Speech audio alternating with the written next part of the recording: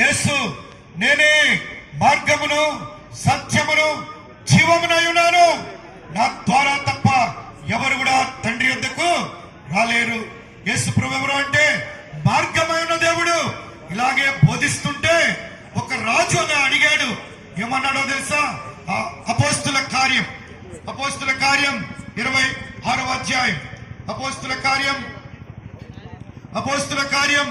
26వ అధ్యాయం 27వ వచనం 28వ వచనం. అపోస్తుల కార్యములు 26, 27 వచనాలు. 26వ అధ్యాయం.